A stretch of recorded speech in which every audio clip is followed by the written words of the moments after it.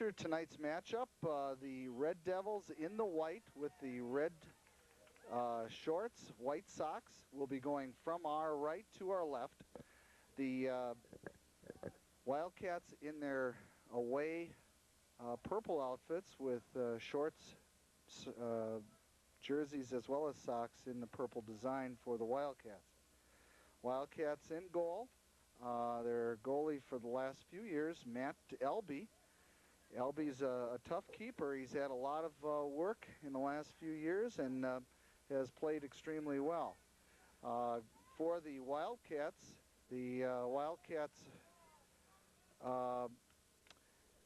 have an overall record, let's see here, in conference of 2-6, which is one better than the East team, which is 1-6.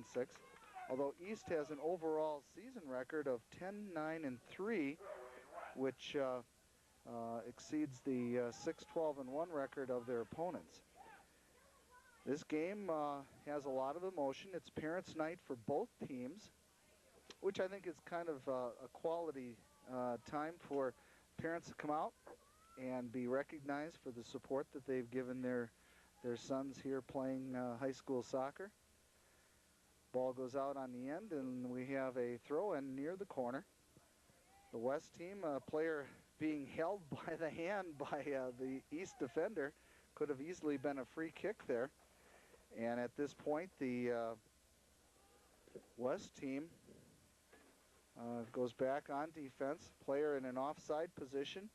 Flag goes up, and we're... ball goes over to the defenders from West because of the offside position here. Ball's just outside the penalty arc early in the contest, a little bit over 2 minutes gone in first half play. Game here matches up two teams that have tough situations normally. The East squad and the West squad have had traditionally more difficulty in attracting players to their programs, and in the last couple of years both of the programs have improved and have shown marked success in some of their non-conference play. We have a throw-in coming for East just outside the penalty box. We expected early on to see a lot of pressure from the East attack. A few weeks back, we had a chance to coach against them in the sidelines, and the East team came with a lot of players. Particularly what's successful is the motion that they create up top with their offensive players. There's a lot of movement with players moving in and out of the offensive set, and it makes it very difficult for the defenders to get a good tight mark. Again, this presentation is brought to you by Wistar Sports, your leader in soccer programming throughout northeastern Wisconsin. This game will be shown in its entirety on October 23rd. The matchup here between these two teams goes back quite a long tradition. The East squad trying to get possession, but West having the ball and playing it up the field. With the viewfinder showing me gray and white and black, it's nice to see two teams that are very easily distinguishable.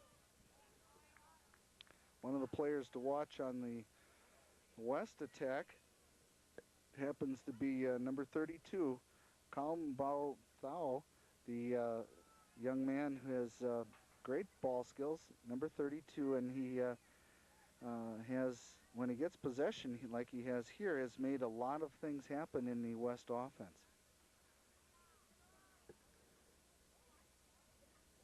The game tonight, again, is brought to you through the cooperation of Time Warner Cable Television. We want to thank Time Warner for all of their assistance in providing us with the a lot of the video support and assistance. People like Joe and Daryl and all the people from Time Warner, we want to give them a hearty thanks. And we have a free kick coming for the Wildcats. Ball set and played up by young Mr. Hafe. We watched him play back as a sweeper as a freshman and has maintained that spot in the back line for the West Wildcats. Nice throw-in. Good header back into the opponent's end and played back ahead by West. West with the ball. Keeper comes way out to kick it wide.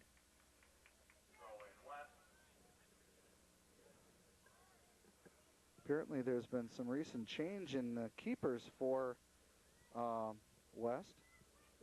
for East here. We knew them to have Chris Campbell a little bit earlier this year, and he is no longer on their roster. West with the high kick up and over as the keeper was out of position here. The new keep for the Red Devils is number 21, Fan Thumsaran. Challenging name for me to try to get. I think I'll try to call him by his first name. Pon? Okay. I'll call him by his first name, Pon. I'm assisted by another photographer here. I appreciate his assistance. And Pon will be in goal. Well, I think we'll call him Pon and leave his last name to be brutalized by someone else. We had 2 players hooked up. East with the call here. They're setting the ball up for a quick play. Watch Bernardi. Peter Bernardi is a key essential in this whole offensive set here. A man that was a captain on this squad since he was a sophomore and has led this team not only offensively but defensively for a number of years. Ball's played out wide, kicked. I didn't get a number on that. That could have been Bloomer that made the kick there for the Wildcats. Matt Bloomer. I think I have his dad next to me. He probably knows that kid. But Bloomer with the kick wide, and LB will have the goal kick coming for the Wildcats. Very early in the contest, no score, with 32:40 remaining in first half play. Ball goes out of bounds, and we'll have a throw-in coming for East. The gentleman doing the center for this game is Chick Hawkins. I would say he's the grand old man around the area, but there are some older officials. But Chick is a very experienced official, does a very good game, normally keeps the game tightly in control. And with some of the lines we see along the sideline, it's going to be very difficult to see the sideline.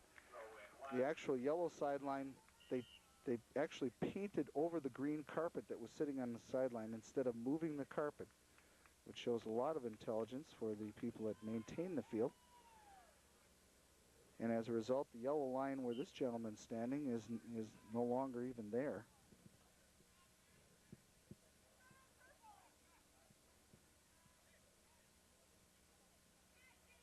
The field here is multi-purpose, used for not only soccer but also football. And we have a multitude of lines, some of which are football, in the white, and the soccer lines are in the yellow. That can be confusing. At least once during the game, you'll find a player from one of the teams that will try to throw the ball in, find out that they threw it in from the wrong line, and lose possession because they threw it in incorrectly. LB with the kick. Long clearing kick over the top with a flick, trying to set up his leading scorer here. The ball goes deep down into the corner.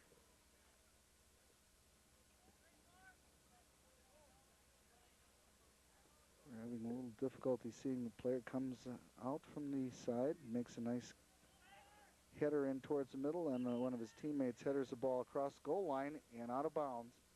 And we'll have a goal kick coming with about 30 minutes and 30 seconds remaining in first half play. Substitutions coming on for both teams here. Longley comes on for the Red Devils. Longley is an offensive player that comes from a strong family tradition. His older brother played here for the Red Devils. And Scotty, as we call him in club play, has contributed to the offense.